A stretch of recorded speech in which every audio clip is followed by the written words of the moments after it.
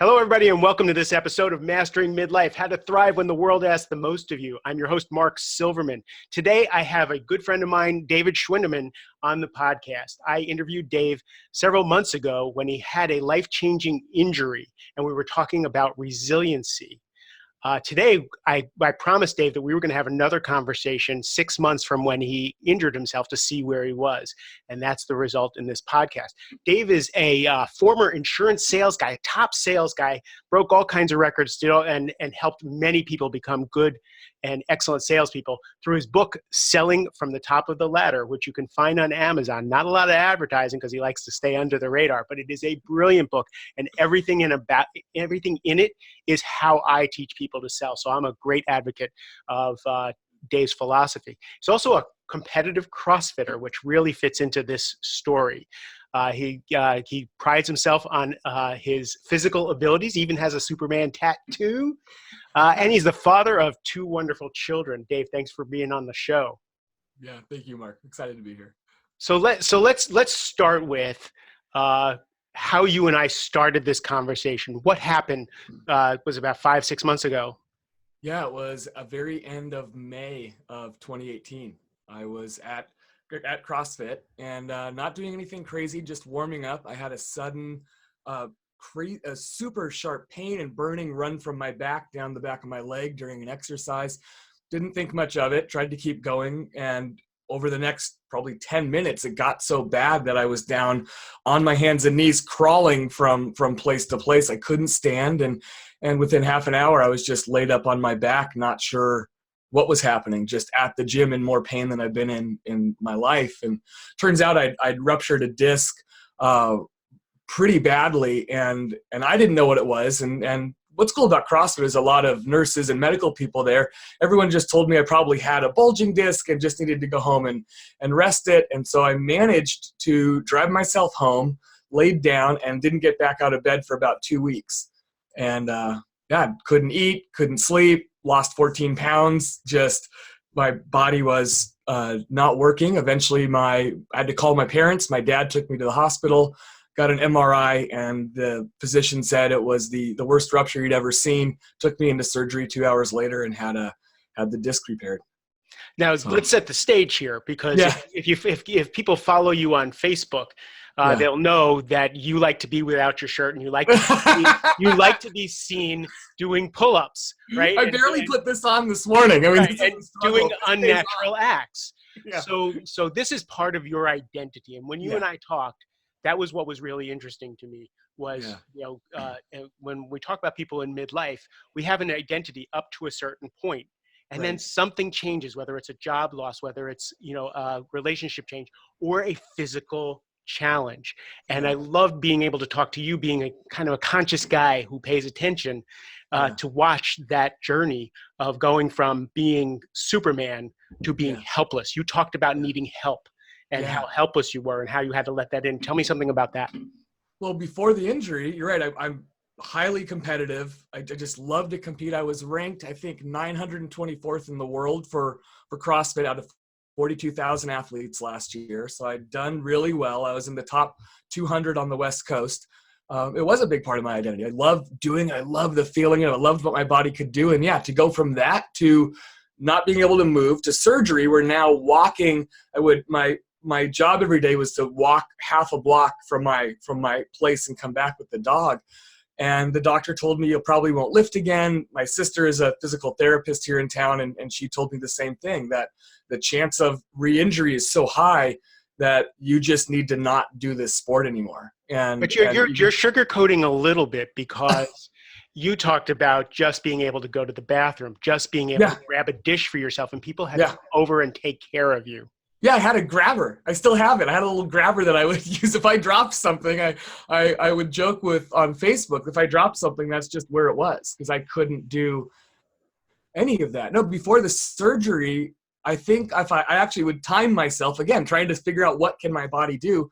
If I laid down for 10 minutes or more, that would give me 30 seconds worth of time standing or sitting. And so I would have to plan my day in 30-second increments. So I'd be laying there and plan out, okay, I need to go to the bathroom. All right, I need 10 minutes of rest. And then if I stand up, I can get there and try to go and get back down before the pain would get so intense. There was times I was just laying on the bathroom floor because I couldn't make it back to the bed, and I'd just have to lay wherever I was because it was so big. Yeah, so I couldn't feed myself. I couldn't do anything. My family's coming over. The girl I was seeing, brand new relationship, and you want to put your best foot forward. And I'm seeing this woman, and she's coming over and bringing me food. She's cooking me food. She's feeding me. Like I couldn't do anything. I haven't been that helpless since I was a child. It was incredible. So tell me about the decision to let someone help you.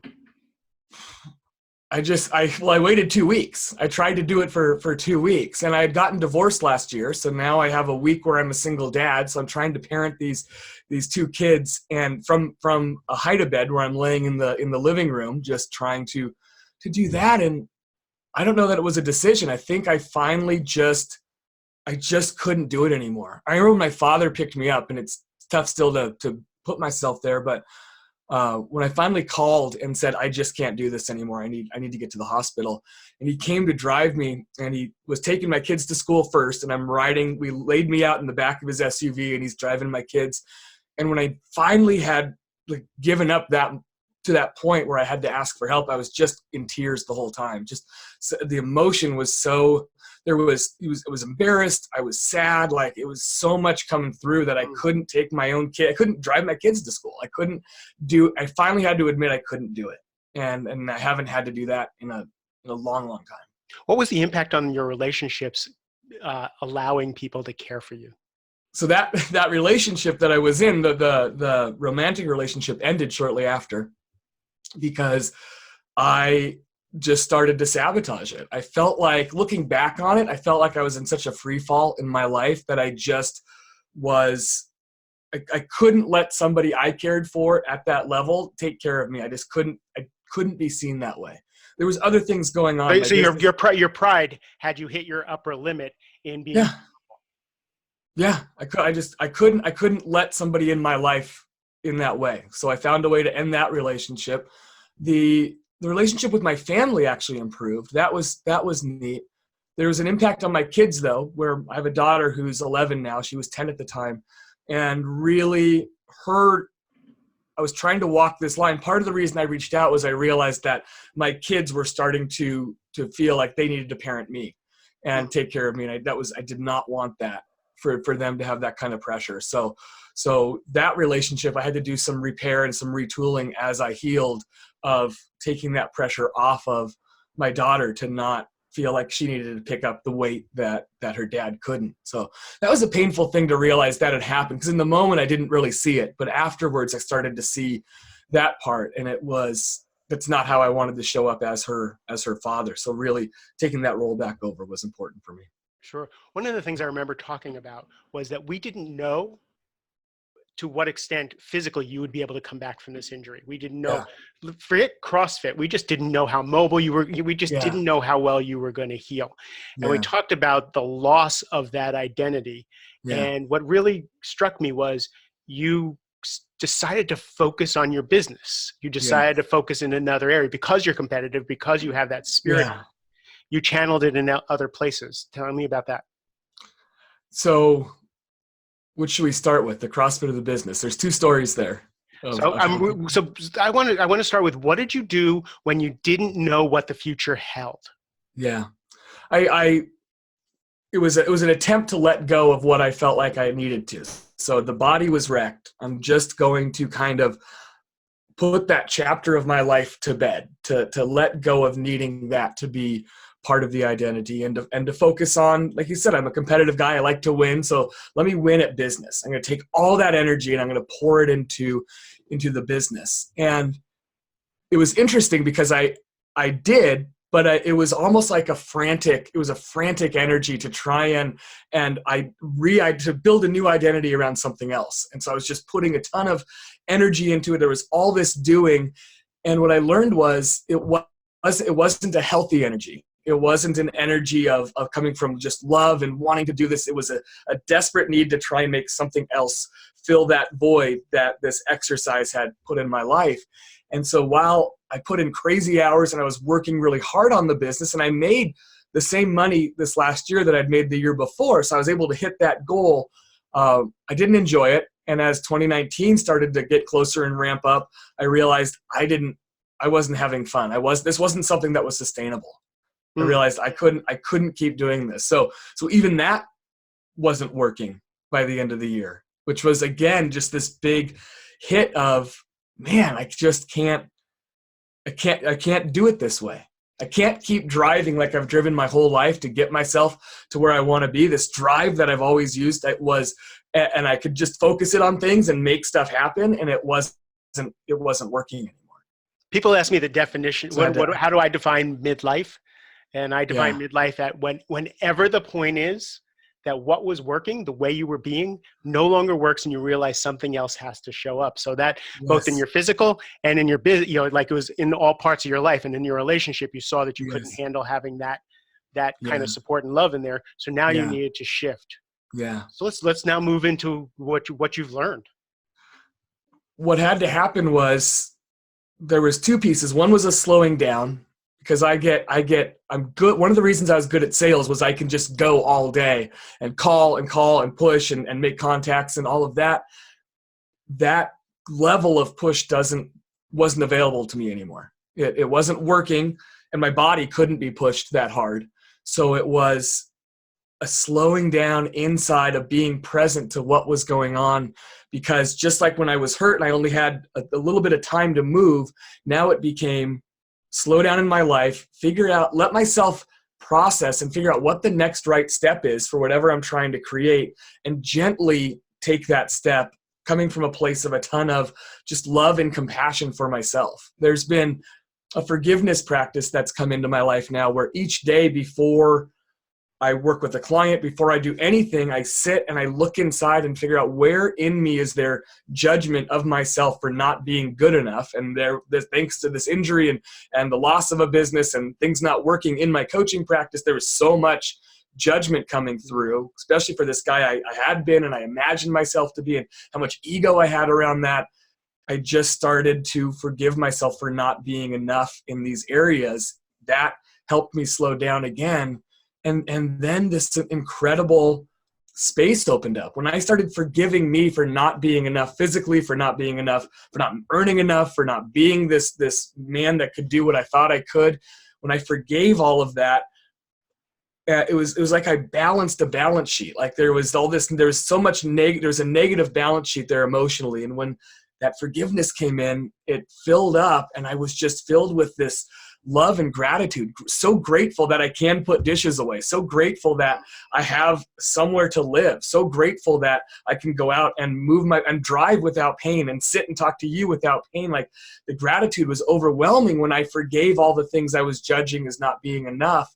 And from there, things just started to happen in my life. It was amazing what started to be created without any push from my end to try and make it happen. It just started to come to me. So before you tell me about, because I want to see where that's come. I really want to take a highlighter to the compassion you had to have for yourself, because I tend to beat myself up for not being the man I was. Yeah. But I beat myself up for the man I thought I should be. I beat myself up for the man I imagine I could be. I compare myself to all these imaginary euphoric figures, right? And never allow myself to be kind and gentle and loving to the person I am now. Now, there is a time when, Dennis, my favorite Dennis Leary quote is, put a helmet on and go to work, right? There's a time, for that. And then there's a time for, dude, you just came through something. Let's see how everything's reorganizing, and give yourself a break. Because it feels like, for me, if I give myself a break, if I don't beat myself up, then I'm never going to get where I need to go. And what you're showing me is that forgiving yourself and being gentle with yourself and loving with yourself, and then moving forward in that fashion, help you find a different way of going about it. So now that I have to parse it out and then put the parentheses around it, now you can go tell your story. No, you nailed it. It's exactly it. It's exactly it. There's a fear that if I don't get hard on myself and get down on myself, I won't achieve. Because if I forgive everything and make everything okay, then where's the motivation come from to go do what needs to be done? And what ended up happening was when I forgave, my creativity went through the roof in terms of how I was creating money, in terms of the energy I had, because I'm now sourcing everything from a different place. And what's changed is my business is taking off. The clients I'm working with have shifted. The fees I'm charging just naturally started floating up. People kept saying yes. New people have been showing up in my life without me asking all the time. Whereas before I would be out like looking for clients and hunting and finding that next deal. And now with this slowness and just forgiving, there's all this space opening up and people are showing up. Names are dropping in. I'm reaching out. It's the right time. It's the right connection. It's just this ease and flow. With that, on the physical side, it's a daily forgiveness. I started going back to the gym, first really easy, not CrossFit, just lifting some weights and doing things very safely. Once I felt healthy enough, went back to CrossFit. Couldn't do any of the movements. I would just do everything without weight and just try and move my body in ways that felt good. I couldn't go very often because I'd get so sore from doing it. I had to be so careful of the back, but a constant forgiveness of my body for not being able to do what it used to.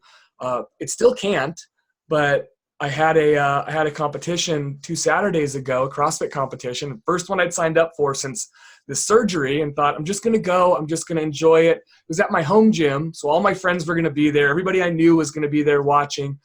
And right away in the first, they call it a WOD, the first workout that we had, my body started to shut down. I'm not going as fast as I used to. We're all working out in the line. I can see down, I'm at the very end of the line. I can see down the line. I'm watching everyone around me go faster than me and get further ahead than me, which as a competitive guy is really hard to just watch yourself fall into last place. And when I saw that, ton of judgment was coming in around myself. And I literally stopped the workout in the middle of it and just stood there while everyone else keeps going and just took a breath, forgave me and my body for not being good enough to compete today.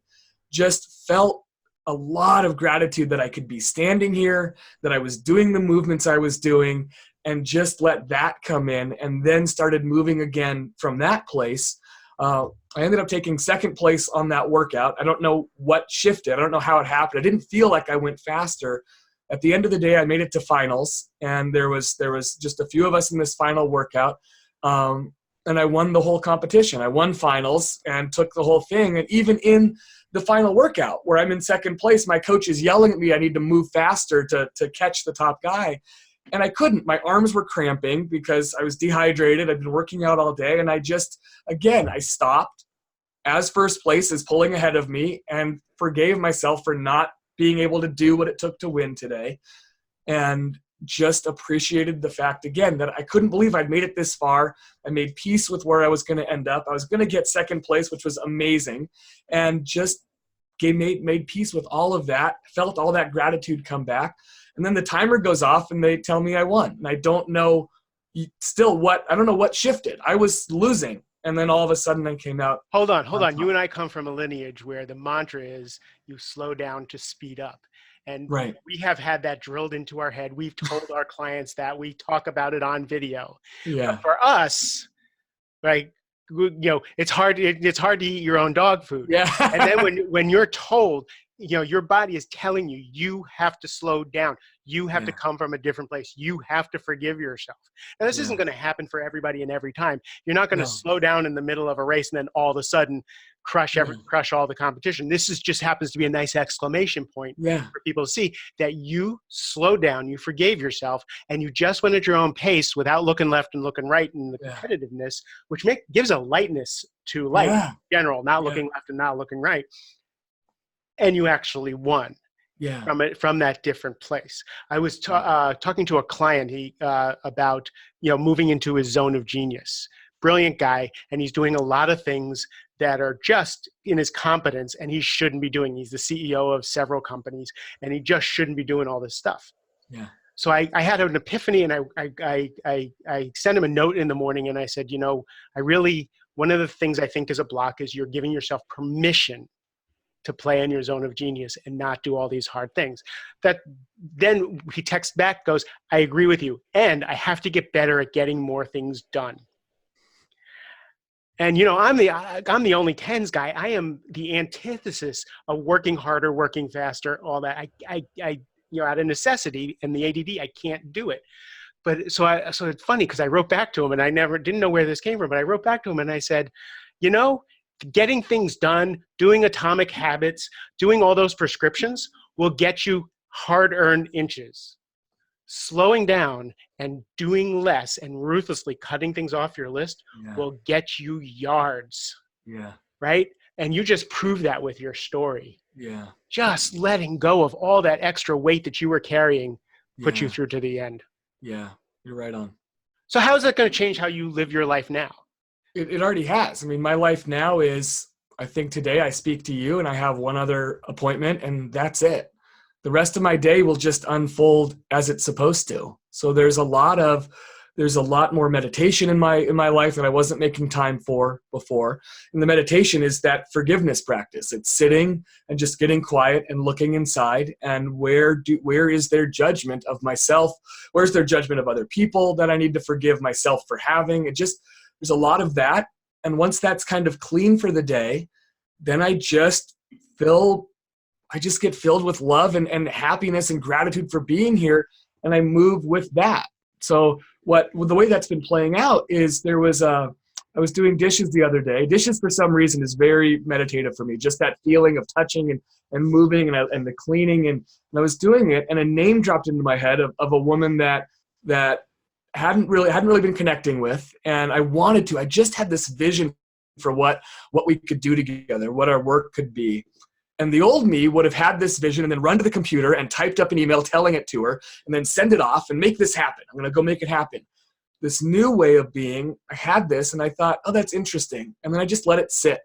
And there's a fear. I have these old habits, right? There's a fear. I'm going to forget. I'm going to lose the inspiration. And I just kind of let it go into the back of my mind. And I said, if it comes back to me, I'll do something. And it came back again, except this time it wasn't that I wanted to write her. I just needed to call her and figure out where she was at. What are we going to do together? Are we going to do this work or not? And I just picked up the phone and I don't think I've ever just called someone before and said, let's go.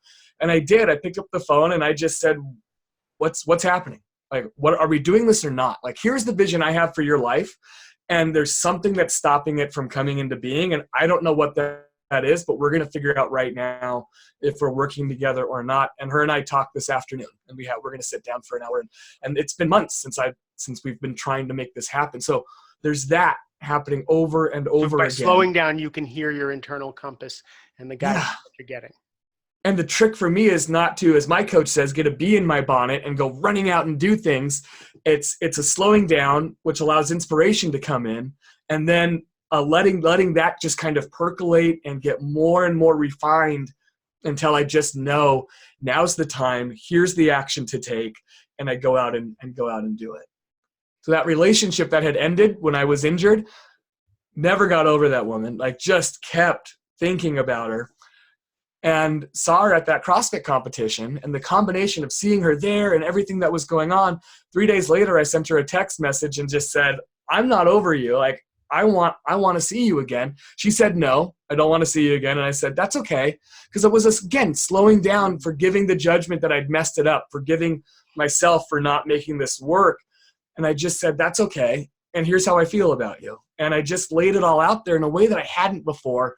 And last night we had our first date. We went out to dinner and it was a fantastic evening. So it's coming back. Like, I'm able to pull things into my life from this place that I would never have had access to before.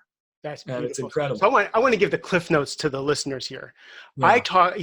You have to understand that Dave was a badass grinding sales guy. Like, he was competitive and, balls to the wall. He was going to win. Same thing in CrossFit, same thing in life. And yes, he got enlightened, and yes, he found different ways, but really a type A, go-getter kind of guy. I talked to so many people in that realm, and every single time something like this happens, they shed all that stuff.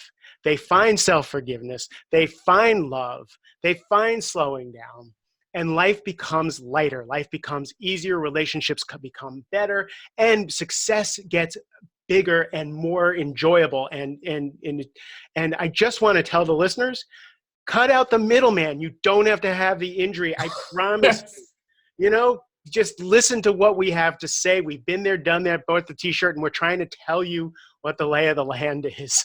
Yeah. So, Yeah. Dave, preach to the choir. Tell us what you want to leave the listeners with. What have you learned, and what do you want them to know from your wisdom? I think that's exactly it. I used to ask my original coach had one of these great stories you hear, alcoholic, drug addict, went through recovery, big awakening. And I would say to him, Steve, I feel like I need to get addicted to something and then get over it so I can have this big story of recovery. And he said, you don't actually have to go down that path. That was his story, and that's the story we see a lot. And that's what I lived, because I was so hard-headed about it. I couldn't slow myself down. I had to have something from the outside make that happen. And I think there are people that kind of have to hit rock bottom like that, but it's not required to do this. The forgiveness practice, as I'm working with people on this, and the slowing down, my clients are having changes in their life that I can't describe. I mean, there's not enough time here to lay it all out, because the stories are so crazy of what's happening to them, and they're not having big things come in to have this. We're having conversations. They're already doing good. We're slowing them down, which scares the hell out of them when they're slowing down on purpose and they're already successful.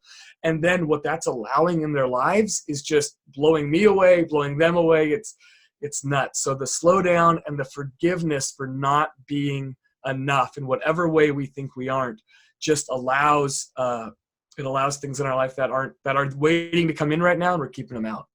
But you don't need to be forced to do that. You can choose to do that. Brilliant. Beautiful. So what's next on your agenda? What's your next big project that you want people to know about? I don't have a big project. My dishes would probably be breakfast is going to be I'm really living this way. I don't have big things. There's what's neat about this is the ability for me from this place to choose what I want and create it. There's a house being built up the street from me, and it's on my walk I take in the mornings. And it actually got built in front of my favorite view. I like to stop at the top of the street, look out over all of downtown Bend, look at Mount Bachelor, some of the best skiing in the world. I can see all this stuff. And then they built this stupid house that's 2 stories tall and right in front of my view. And the first time I saw it, I got frustrated. And then there was just this decision, you know what? I'm just going to buy that house and I'm going to live there. And then that will be my view every day. And there's just an ability coming from this place to decide what I want. And just a knowing that I'm going to gently create it through what I'm up to. And I guess that's the only tangible that I really have right now, is picking that and saying, I'm going to bring this into my life. And then each day I just take the right steps to make that happen. And I'm not sure if it will be 2019 or 2020, but in the next 2 years, that house will be mine and I'll be living there and it'll be great. And it's just a knowing that I can have now. I have no doubt about that. Yeah. Well, thank you for being. It's not a push. It's not a hustle. I'm not going to make it happen. Got. I think if people have been listening all the way through, they got that loud and clear. Where can people find you? Facebook.